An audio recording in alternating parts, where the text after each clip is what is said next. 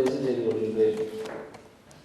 அன்பார்ந்த சகோதரர்களே, கடந்த 2 வாரங்களாக பொருளாதாரம் குறித்து சில தகவல்களை அறிந்து கொண்டோம். பொருளாதாரம் எவ்வாறு அது நல்லதாக இருக்கிறது, ஒரு அருளாக இருக்கிறது, அதனை கொண்டு எப்படி அது சொர்க்கத்துக்கு செல்வதற்கு ஒரு வழியாக இருக்கின்றது என்ற செய்திகளை ஒரு வாரத்திலும், அடுத்த வாரத்திலே அந்த பொருளாதாரமானது எப்படி அது ஒரு மனிதனை நரகத்துக்கு இட்டு செல்கிறது, அந்த பொருளாதாரத்தை கொண்டே ஒரு மனிதன் நரகத்துக்கு போகக்கூடியதாக ஆகிவிடுகின்றது என்ற செய்திகளை ஒரு வாரத்திலும் பார்த்தோம். இது இரண்டையும் சேர்த்து ஒரு முஸ்லிம் பொருளாதாரம் குறித்து எப்படி விளங்கிக் கொள்ள வேண்டும், பொருளாதாரம் அது நல்லதா அல்லது பொருளாதாரன்றது முழுமையாக தடுக்கப்பட்ட ஒரு தீமையான காரியமா என்பதை எப்படி நாங்கள் விளங்கிக் கொள்வது என்ற விஷயத்தை இன்றைய ஜும்மாவில் இன்ஷா அல்லாஹ் விளங்கிக் கொள்வதற்கு முயற்சி செய்வோம். பொதுவாக இந்த அல்லாஹ் தஆலா இதை பற்றி சொல்ற நேரத்தில் ஒரு குர்ஆனுடைய ஆயத்தை கொண்டு ஒரு ஹதீஸை கொண்டு முழுமையாக விளங்கக்கூடிய அளவுல விளக்கமாக அல்லாஹ் தஆலா இதை பற்றி தன்னுடைய திருமறையிலும் நபி ஸல்லல்லாஹு அலைஹி வஸல்லம் அவர்களுடைய வாழ்க்கை முறையிலும் இதை பற்றி எங்களுக்கு சொல்லி சென்றிருக்கிறார்கள். முதலாவதாக சூரா அல் முனாஃபிகூன் அல்லாஹ் தஆலா ஒரு விஷயத்தை சொல்லி காட்டுறார். அதாவது 63வது அத்தியாயம் 9வது வசனத்தில் அல்லாஹ் தஆலா சொல்ற நேரத்தில் யா அய்யுஹல்லதீன ஆமனூ, விசுவாசம் கொண்ட மூமின்களே, அல்லாஹ்வை நம்பிக்கை கொண்டவர்களே, லா துல்ஹிக்கும் அம்வாலுக்கும் வலா அவுலாதுக்கும் அன்ஸிக்ரில்லாஹ், உங்களுடைய பொருட்செல்வங்களும் உங்களுடைய பிள்ளைகளும் அல்லாஹ்வுடைய நினைவை விட்டு உங்களை திருப்பி விட வேண்டாம் என்ற ஒரு விஷயத்தை அல்லாஹ் தஆலா சொல்றார். இதுல உங்களுடைய பொருளாக இருந்தாலும் சரி, உங்களுடைய பிள்ளை குட்டிகளாக இருந்தாலும், இது ரெண்டுமே பாக்கியமான ஒரு விஷயம். இதைத்தான் நாங்கள் கடந்த ஜும்மாக்களை பார்த்து ஒரு அருளாக பார்த்தோம், அதே போல ஒரு சோதனையாகவும் பார்த்தோம். ஆனா அல்லாஹ் இந்த வசனத்தை எப்படி சொல்றான்னு சொன்னா, உங்களுடைய பிள்ளைகள் உங்களுடைய பொருட்செல்வங்கள் இது ரெண்டுமே உங்களை அல்லாஹ்வுடைய நினைவை விட்டு உங்களை திருப்பி விட வேண்டாம் என்ற ஒரு விஷயத்தை அல்லாஹ் தஆலா விளங்கப்படுத்துறாங்க. செல்வம் இருக்கிறது நல்லதுதான், ஆனால் அது அல்லாஹ்வுடைய நினைப்பை விட்டு திருப்பிவிடும் என்று சொன்னால் அது கெட்டதாக மாறிடும் என்ற விஷயத்தை சொல்வதாக இந்த வசனத்தை பார்க்கலாம். அதே போல அல்லாஹ் தஆலா அந்த வசனத்தை கடைசியில் சொல்வார் என்று சொன்னா, இந்த மாதிரி இதை செய்வோரே நஷ்டமடைந்தவர்கள், இந்த மாதிரி அல்லாஹ்வுடைய நினைவை விட்டு திருப்பிய வகையில யார் செல்வத்தை தேடுறாங்களோ அவங்க தான் நஷ்டமடைந்தவர்கள், இந்த முறையில பொருளாதாரத்தை யார் தேடுறாங்களோ இவர்கள் நஷ்டமடைந்தவர்கள் என்ற விஷயத்தை சொல்றாங்க. இப்ப இந்த வசனத்திலிருந்து மாத்திரம் இவருக்கு விளங்கிக் கொள்ளலாம் அப்படின்னு சொன்னா, பொருளாதாரத்தை பொறுத்தவரையில அது அவசியமானதாக இருக்கிறது, அது நல்லதாகவும் இருக்கிறது, அது அருளாகவும் இருக்கிறது. அதை எவ்வளவு சேகரித்துக் கொள்கின்றோமோ, அதை எந்த அளவுக்கு எங்களுடைய பிள்ளைகளுக்கு நாம் விட்டு செல்கின்றோம், அதெல்லாம் நல்லதாக தான் இருக்கிறது. ஆனா அந்த செல்வம் அல்லாஹ்வுடைய நினைப்பை விட்டு திருப்பிய நிலையில இவருக்கு வந்து சேர்ந்ததா அல்லது அல்லாஹ்வை திருப்திப்படுத்திய நிலையில வந்து சேர்ந்ததை தான் நாங்க பார்க்க வேண்டியிருக்கு. அப்ப அல்லாஹ்வை திருப்திப்படுத்திய நிலையில எங்களுக்கு கிடைச்சிட்டு சொன்னா அது அருள்தான், அது நல்லதுதான், அதனை கொண்டு மறுமையில் வெற்றி அடைந்து விட முடியும் என்பதை அல்லாஹ் தஆலா இந்த குர்ஆன் வசனத்தை சொல்லி காட்டுறார். அதே போல அல்லாஹ்வை திருப்திப்படுத்தாத முறையில, அல்லாஹ் தடை செஞ்ச முறையில, அல்லாஹ் விலக்கிய முறையில எங்களுடைய மனோ இச்சையின் அடிப்படையில் நாங்கள் எப்படியெல்லாம் பணத்தை செல்வத்தை சேர்த்திருக்கோம்னு சொன்னால் அது நஷ்டமடைந்தவர்கள், அவங்க தான் இந்த நரகத்துக்கு போகக்கூடியவர்கள். நாங்க கடந்த வார ஜும்மாவில் பார்த்த செய்திக்குரியவர்களாக அவங்க வந்து சேருவாங்க என்ற விஷயத்தை பார்க்கணும். அதே போல நபி ஸல்லல்லாஹு அலைஹி வஸல்லம் அவங்களுக்கு கூட இது ஒரு அழகான விஷயமாக சொல்லி காட்டுறாங்க. ஒரு சின்ன சிம்பிளா விளங்கப்படுத்துறாங்க நபி ஸல்லல்லாஹு அலைஹி வஸல்லம் எப்படின்னு சொன்னா, அபூ சயீத் அல்-குத்ரி ரலியல்லாஹு அவங்க அறிவிக்கக்கூடிய ஒரு ஹதீஸ் புகாரியில 6427வது ஹதீஸா பதிவு செய்யப்பட்டிருக்கு. நீண்ட ஒரு ஹதீஸ், ஒரு கடைசி அம்சத்தை அவங்க சொல்றாங்க அப்படின்னு சொன்னா, இந்த செல்வம்ன்றது வந்து அது இனிமையானது, செல்வம் வந்து ஒரு எல்லாரும் விரும்பத்தக்க ஒரு பொருள் தான். அதுக்காக சாதாரணமாக பார்க்கணும், யாருமே அந்த செல்வத்தை வெறுக்க மாட்டாங்க. சாணா பார்க்குறவன்ட்ட கூட ஒரு 10 லட்ச ரூபா காசு கொடுத்தா எடுத்து போய்களை கொடுத்து தான் பார்ப்பாரு. நாளைக்கு எடுத்துக்கூடியவராக இருந்தால் கூட வானாண்டு சில நிலவரங்கள் இல்லை, அந்த அளவுக்கு செல்வத்தை எல்லாருமே நேசிக்கக்கூடியவர்களாக தான் இருக்கிறாங்க. அது நபி ஸல்லல்லாஹு அலைஹி வஸல்லம் சொல்றாங்க, இப்படி செல்வம்ன்றது வந்து அது இனிமையானது என்று சொல்லி நபி ஸல்லல்லாஹு அலைஹி வஸல்லம் சொல்றாங்க. யார் இதை உரிய முறையில சம்பாதித்து உரிய முறையிலே செலவிடுகிறாரோ அவருக்கு அது நல்ல உதவியாக அமையும். யார் இந்த வரம்புகள் உட்பட்டு அல்லாஹ்வும் அல்லாஹ்வுடைய தூதரும் என்னென்ன வரம்புகளை காட்டி தந்துக்கிறாங்களோ அதுக்கு உட்பட்டு அந்த செல்வத்தை அவங்க சேகரித்து கொள்றாங்களோ அவங்களுக்கு அது நல்லதா இருக்கு. இனிமையான சாமான் தான், ஆனா அது உண்மையிலேயே அது பயன் தரக்கூடியதா இருக்கும்னு சொன்னா அந்த வரம்புக்கு உட்பட்டு அது வந்து சொன்னா அது அவங்களுக்கு நல்லதா இருக்கும். அதே போல யார் இதை முறையற்ற வழிகளில் சம்பாதிக்கின்றாரோ அவர் உண்டும் வயிறு நிரம்பாகவே போன்றவர். இது அந்த வரம்புகள் எல்லாம் பார்க்காம எப்படியோ பணத்தை சம்பாதிச்சு கொள்ளணும், எப்படியோ இந்த பொருளாதாரத்தை நாங்கள் தேர்ந்து கொள்ளணும் என்ற அடிப்படையில் யாரெல்லாம் சேர்க்கிறாங்களோ அவங்க சாப்பிட்டு வயிறு நிறையாதவர்கள் போல அவர்கள் வந்து திருப்தி அடையவே மாட்டார்கள். அதே போல இது அவர்களுக்கு பயனளிக்காது. சாப்பிட்டு சொன்னால் உடம்புக்கு பயன் தரணும், அப்பதான் சாப்பாட்டு பிரயோசனம். பணத்தை செல்வத்தை சம்பாதிச்சிருப்போம், அது இந்த உலகத்திலையும் அது நிம்மதியான வாழ்க்கையை தராது. அதே போல மறுமையிலையும் அது ஒரு பெருமையோட எங்களுடைய மறுமை வாழ்க்கையை நாசமாகக்கூடியதாக அந்த செல்வம் அமைஞ்சு விடும் என்ற செய்திகளை நபி ஸல்லல்லாஹு அலைஹி வஸல்லம் சொல்றதை பார்க்கிறோம். இந்த குர்ஆன் வசனம், இந்த ஹதீஸ், இந்த ரெண்டு செய்தியிலிருந்து மாத்திரம் பார்த்தா கூட எங்களுக்கு ஒரு கிளியரான ஒரு பிக்சர் எடுத்துக்கொள்ளலாம். இது பொதுவாக தெரிஞ்ச விஷயமா கூட இருக்கலாம். எங்களுக்கு தெரியும் ஹராமா சம்பாதிக்க கூடாது, எங்களுக்கு தெரியும். ஆனா நாங்கள் சம்பாதிப்போம். ஹராமான தவறான முறையில் செலவு செய்யக்கூடாது எங்களுக்கு தெரியும். ஆனா நாங்கள் செலவு செய்வோம், வீண் விரயம் செய்வோம், காசுங்களுக்கு நாங்கள் திமிராக நடந்து கொள்வோம். இதெல்லாம் எங்களுடைய வாழ்க்கையில் இருக்கிறத பார்ப்போம். அப்படி இந்த ரெண்டு விஷயத்துக்கு நாங்கள் என்ன வெளிக்கொள்ளணும்னு சொன்னா, நாங்கள் சம்பாதிக்கக்கூடிய பணம் அல்லது நாங்கள் சேர்க்கக்கூடிய எங்களுடைய பொருளாதாரம் அது அல்லாஹ்வுடைய நினைவை விட்டு, அல்லாஹ்வை திக்ர் செய்வதை விட்டு, அல்லாஹ்வுடைய விருப்பத்துக்கு அப்பாற்பட்ட முறையில் வரக்கூடாது. அதே போல அந்த எந்தெந்த முறைகளை கற்றுத்தரப்பட்டுள்ளோ அந்த முறையில இந்த செல்வம் வரணும் என்ற விஷயத்தை பார்ப்போம். இந்த ரெண்டு விஷயத்துல ஒன்று முறையாக வரும், ஒன்று முறை இல்லாமல் போயிருக்கு. ரெண்டுமே எங்கட கையில தான் இருக்கு. இப்ப எங்களுக்கு வரக்கூடிய செல்வத்தை முறையாக எடுத்துக்கொள்றது, ஹலாலாக்கி கொள்றது எங்கட கையில தரப்பட்டு இருக்கிறது, அதை ஹராமாக்கி கொள்றது எங்கட கையில தரப்பட்டு இருக்கு. இதுல நாங்கள் வெளியில உள்ளவங்களோட விஷயங்களை பார்க்கறதை விட நாங்க இங்கிலாந்துல வாழ்றோம், இங்கிலாந்துல நாங்க எந்தெந்த முறையில இந்த பணத்தை தவறாக போயிடக்கூடிய வாய்ப்புகள் இருக்குது, எந்தெந்த முறையில இது எங்களுக்கு சரியாக வந்துடக்கூடிய வாய்ப்புகள் இருக்குதுன்றத நாங்க தெரிஞ்சுக்கொண்டாதான் எங்களுக்கு பிரயோசனமா இருக்கு. யாரோ ஒருத்தருக்கு சொல்லக்கூடிய விஷயங்கள் உண்மையில எங்களுக்கு எஃபெக்ட் ஆகாது. எல்லாரும் ரசிச்சுட்டு போயிடுவோம், எல்லாமே நல்ல விஷயம் தான் சொல்லி ரசிச்சு போறானா ஏண்ட வாழ்க்கை நான் இருக்கக்கூடிய இடத்துல ஏண்ட பொருளாதாரம் எப்படி இருக்குது, நான் இந்த மாதிரி என்னுடைய பொருளாதாரம் இந்த நரக வாசலுக்கு கொண்டு செல்லக்கூடிய அளவுல என்னுடைய பொருளாதாரம் போய் கொண்டிருக்கிறதா அல்லது இல்ல, என்ன பொருளாதாரம் சரியா தான் இருக்கு, எனக்கு அல்லாஹ் தந்தது அருளாகத்தான் இருக்கிறது, அந்த அடிப்படையில் தான் என்னுடைய பொருளாதாரம் இருக்கிறதை நாங்கள் பார்க்க வேண்டும் என்ற அடிப்படையில் ரெண்டு விஷயமா எங்களுடைய இங்கே நாங்கள் வாழக்கூடிய மக்கள் ரெண்டு அடிப்படைகளுடைய பொருளாதாரத்தை பிரிச்சு கொள்ளலாம். ஒன்று நாங்கள் வேலை செய்யக்கூடிய மக்கள், எம்ப்ளாயிஸா இருக்கக்கூடியவர்கள், அவங்களுக்கு சில நெறிமுறைகள் இருக்கு, அவங்களுக்கு சில சட்டத்திட்டங்கள் இருக்குது, சில டேர்ம்ஸ் அண்ட் கண்டிஷன் இருக்குது. ஒருத்தர் வேலைக்கு போறாரு சொன்னா அவரோட டேர்ம்ஸ் அண்ட் கண்டிஷன் ஒத்துக்கிட்டு தான் அவர் அந்த வேலைக்கு போவார். நான் எட்ட ஒரு வேலை செய்வேன், எனக்கு இவ்வளவு சம்பளம், இவ்வளவு நேரம் எனக்கு பிரேக், இந்த காலம் தான் உங்களுக்கு ஹாலிடே, இந்த டைம்ல உங்களுக்கு இந்த நிலையில இருந்தா தான் உங்களுக்கு சிக் எடுக்கலாம் என்பதெல்லாம் எக்ரி ஆகிதான் நாங்கள் ஒரு கம்பெனிக்கு வேலைக்கு போகிறோம். ஆனால் அந்த எக்ரிமெண்ட்ல எத்தனை பேர் சரியா நிற்கிறோம், எக்ரிமெண்ட் ஒத்துக்கிட்டு தான் நாங்கள் சைன் பண்ணி தான் எங்களுடைய ஒரு வேலைக்கு நாங்கள் போய் சேர்றோம். அந்த எக்ரிமெண்ட் படிக்கு நாங்கள் சரியாக செஞ்சோம்னு சொன்னா 8 hour வேலை, 8 hour வேலை 8 hour முழுமையாக வேலை செஞ்சோம்னு சொன்னா அது ஹலாலான காசு. ஒப்பந்த படிக்கு நான் ஒத்துக்கொண்ட படிக்கு வேலையை செஞ்சு காசு எடுத்து.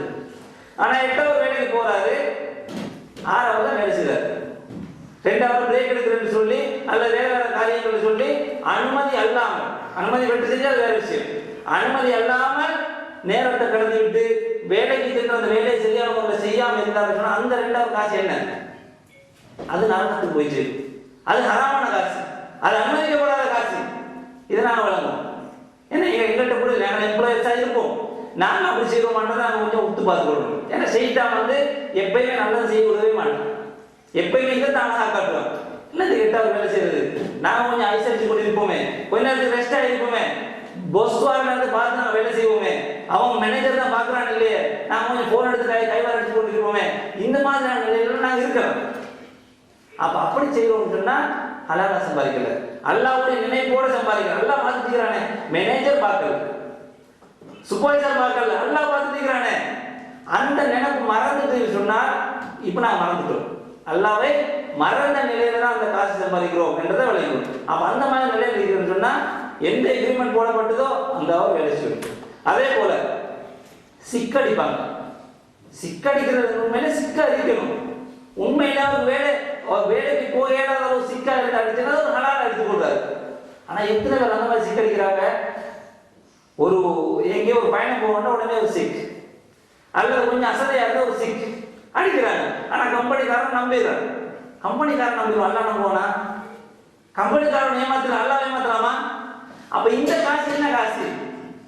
அவரை ஒவ்வொரு ஏமாத்தி ஒரு கம்பெனியையோ ஒரு சூப்பர்வைசரையோ ஒரு மேனேஜரை ஏமாத்தி இருக்க போற அந்த காசு அது ஹராம் இல்லையா? அது ஹராம் என்ற சிற்றறிவு கூட இல்லைன்னு சொன்னா நாங்க இங்க எவ்வளவு தூரம் தெரியும் இஸ்லாத்தை விட்டு.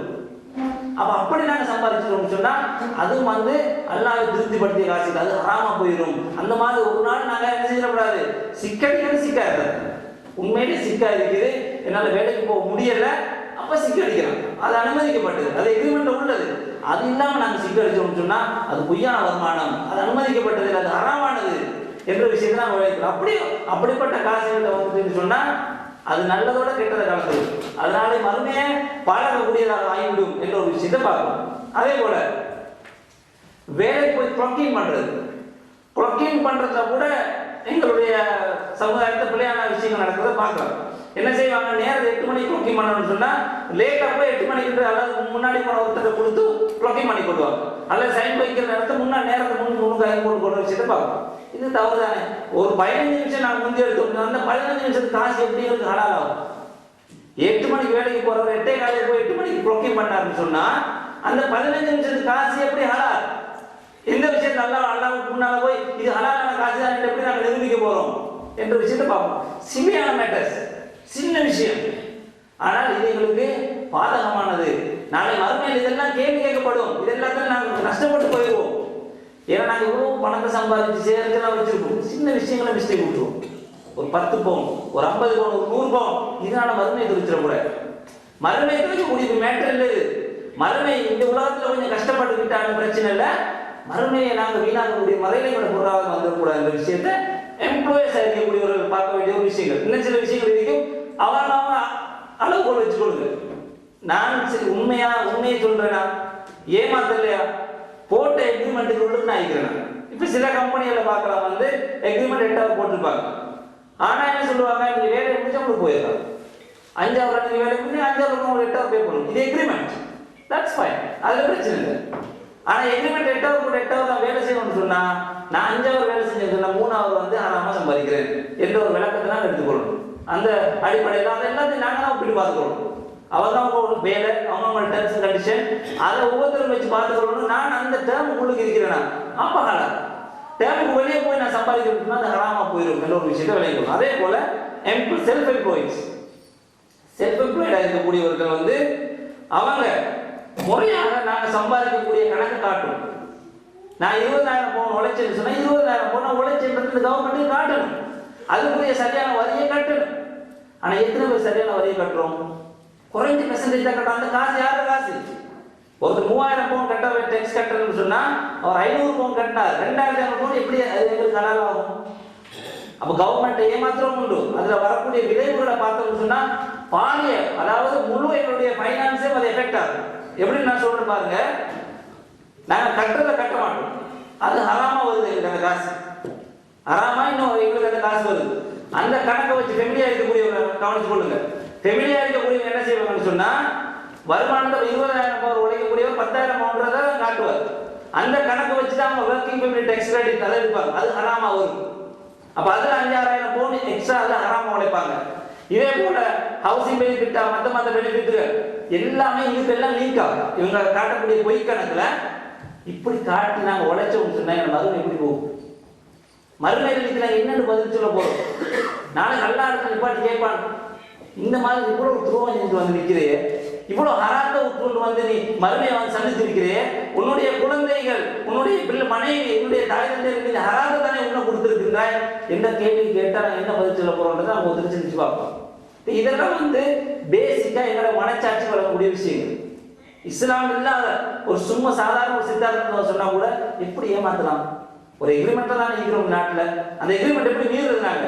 அதுக்கு மேல நான் 5,000 பவுன் கட்டினா 10,000 பவுன் அந்த நாடு ஊர் தனி நபர் வழங்கு, அதை கூட நாங்கள் சிந்திச்சு பார்க்கிறோம் இல்லை. துரோகம் செய்யறதை நாங்கள் லவ் பண்றோம், அதை சொல்லி வேற கொடுக்கும் மற்றவங்க, இப்படி போடுங்க, இப்படி காட்டாது, இப்படி செய்யுங்க. அப்ப இது பெரிய தவறு. குர்ஆன் ஹதீஸ் பேசுறதுல மட்டும் மார்க்கம் வந்துடாது. மார்க்கம் பேசினா அந்த மார்க்கம் அவங்களை காட்டும், எங்களோட வாழ்க்கையில் இருக்கும். நாங்கள் மறுமை காலத்தான் இந்த மார்க்கத்தை ஏற்றுக்கொண்டு வாழ்றோம்னு சொன்னா நரகத்துக்கு போற வாசல் நின்று கொண்டு மறுமையில வெற்றி வருவோம். நாங்கள் இஸ்லாத்தை சரியான முறை பின்பற்றோம் பேசக்கூடாது. அது இன்னும் 2 டபுள் மடங்கா போயிடும். அவரை நாங்கள் சரிப்படுத்துறது இன்னும் கிடையாது போயிடும். ஆனால் நாங்கள் முடிவெடுத்துக் கொள்வோம். என்ன தெரியுமா, எவ்வளவு கஷ்டப்பட்டா இருந்தாலும் மறுமையில போய் நஷ்டப்படுறதை விட உலகத்துல கஷ்டப்பட்டுக்கலாம். நாம தவறு செய்யக்கூடிய எங்களை ஒவ்வொருத்தர் மனச்சாட்சி நான் மனசுல கை வச்சு பார்த்தா, நான் உண்மையில எளிமையில என்னுடைய வாழ வழியில நான் களவு செய்யறேன்னா அல்லது என் லக்ஸரிக்கா? ஏன் லக்ஸரிக்கு களவு செய்யறேன்னா எனக்கு வேற வழியே கிடையாது. இந்த மாதிரி செய்யறேன்னா நான் செத்து போயிடுவேன். ஏன்னா குழந்தை பிள்ளைக்கு வந்து எனக்கு உணவு சாப்பாடு கொடுக்க முடியாது. அந்த நிலையில நான் செய்யறேன்னா ஏன் லக்ஸரிக்கா? கொஞ்சம் சிந்திச்சு பார்ப்போம். நாங்கள் வெறுமனை இஸ்லாமிய பொருளிலிருந்து சில அழகான செய்திகளை மட்டும் பார்த்து நாங்கள் ரசிக்கிறது இல்லை. இந்த மார்க்கம் முழுமையாக எங்களுடைய உள்ளத்தில் அவர் சேரணும், அதன் அடிப்படையில் வாழணும். அதுதான் இங்கேயும் வெற்றி பெறும். 4 மனுஷன் எங்களோட மார்க்கத்துக்கு வாழ்ற வழியாக இருக்கு. இன்னும் சொல்றதா இருந்தா இந்த கடவுளுக்கெல்லாம் காரணம் உண்மையில நான் சொன்ன மாதிரி லக்ஸரி. அப்படி எங்களால் எங்களுக்கு வருமானம் குறையுதா, எங்களுடைய செலவினங்களை குறைச்சு கொள்றது. நாங்கள் எவ்வளவோ செலவழிப்போம். எங்களுடைய சொந்த செலவழிப்போம், எங்களோட பிள்ளைகளுக்கு செலவழிப்போம், எங்களோட மனைவி பிள்ளைகளுக்கு செலவழிப்போம். இந்த மாதிரி செலவினங்கள் எல்லாம் குறைச்சோம்னா கூட இந்த நாட்டில் கஷ்டம் இல்லாமல் வாழலாம். நாங்கள் இருக்கக்கூடிய நாடு கூட வளமான நாடு. ஆனால் லக்ஸரிக்காக நாங்கள் களவு செய்கிறோம். இந்த களவு செய்யறது முதல்ல நாங்கள் களவுன்றதை விளங்கணும்.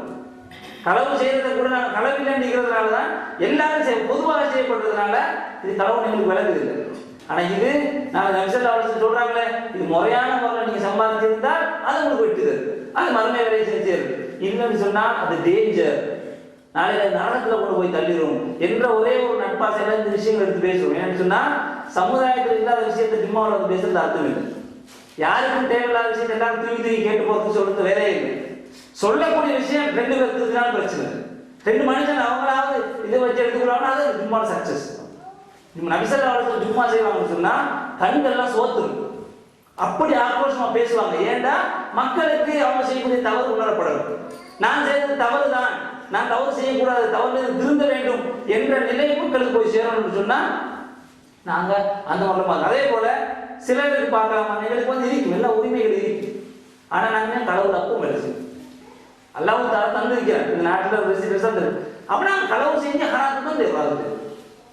ஹலாலாக ஒழிக்கக்கூடிய வசதி வாய்ப்பு இல்லாத ஒருத்தர் வேற வழியே இல்லைன்னு ஒருத்தர் செய்வார். ஆனா எல்லாத்தையும் அல்லாஹ் தந்திருப்பார். தந்திருக்கு நாங்கள் களவு செய்யணும்னு சொன்னா என்னன்னு போய் நாங்கள் நியாயப்படுத்துவோம். ஒரு சில விஷயம் ஒருத்தர் சாப்பாட்டுக்கு நாம களவுன்னு சொன்னா கூட அவருடைய நியாயங்கள் சில இருக்கு. என்ன பிள்ளைக்கு சாப்பாடு கொடுக்க வேற வழி இல்லை, அந்த நிலையில் நான் களவு எடுத்துக்கிறேன்.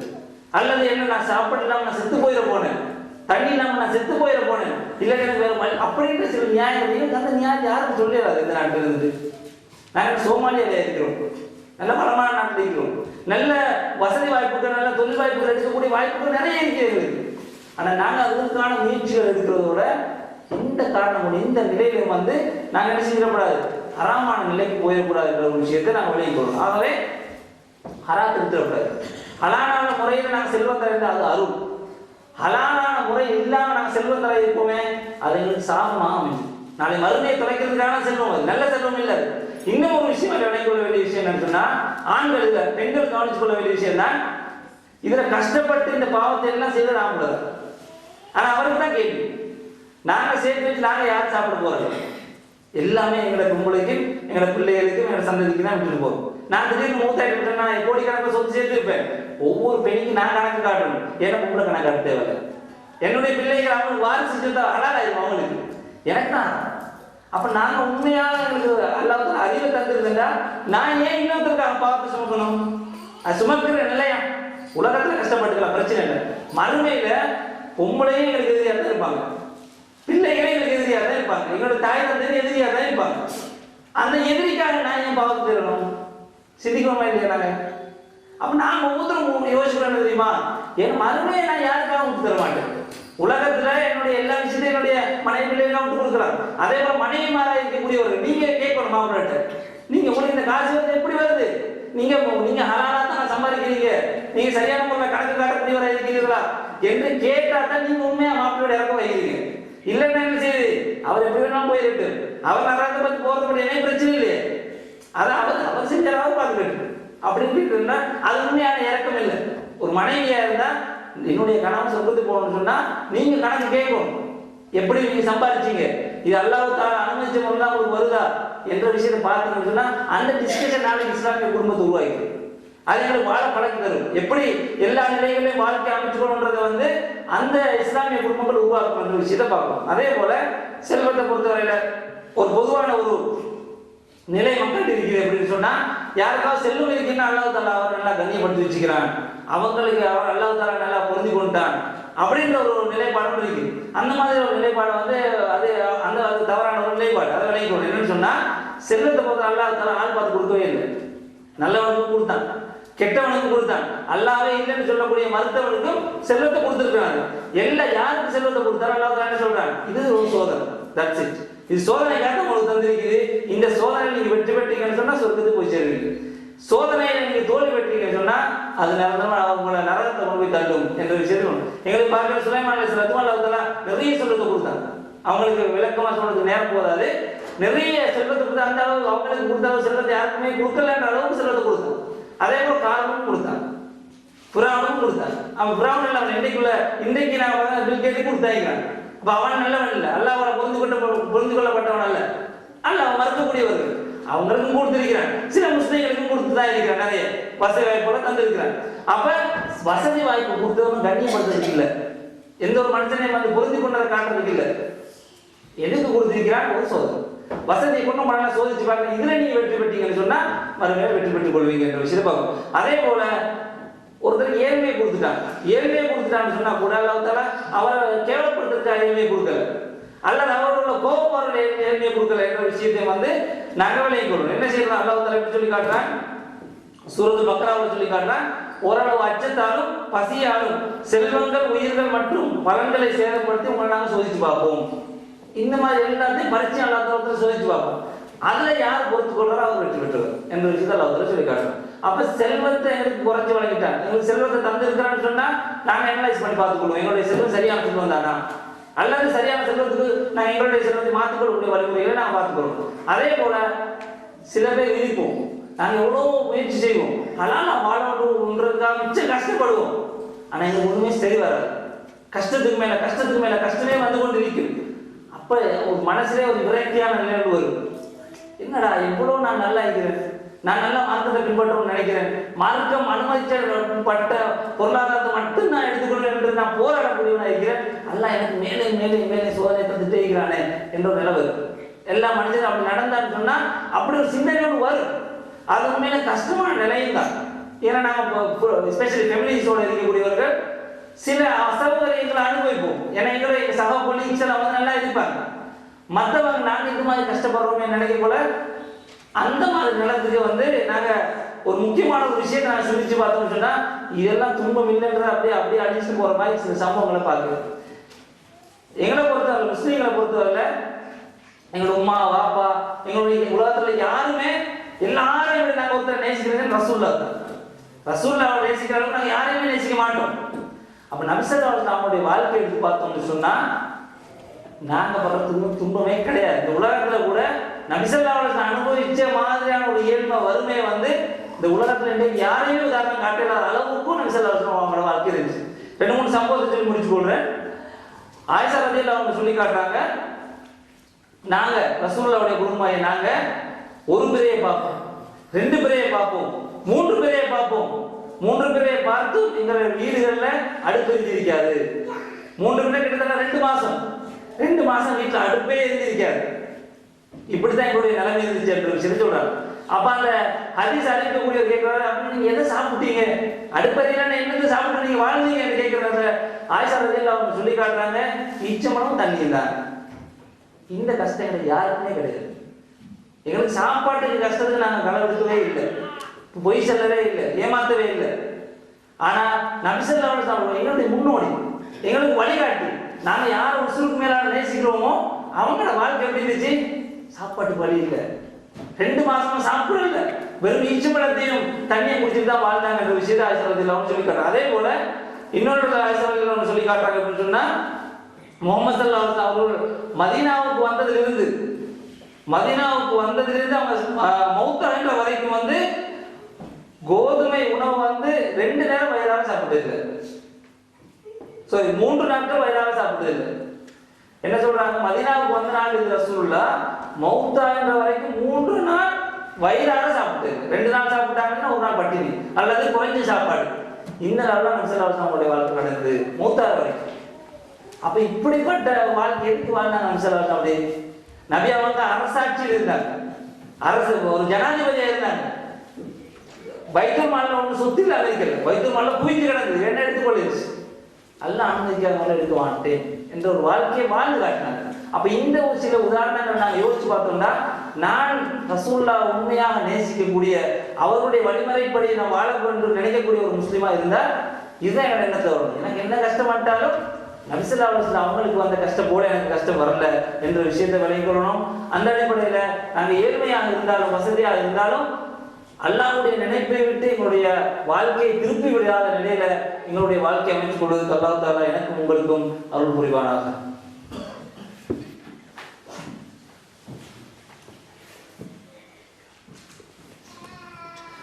அல்ஹம்துலில்லாஹ். அன்புக்குரிய சகோதரர்களே, இந்த பொருளாதார நபி ஸல்லல்லாஹு அலைஹி வஸல்லம் நேரத்தில் ஒரு துஆவை கற்றுத்தராங்க.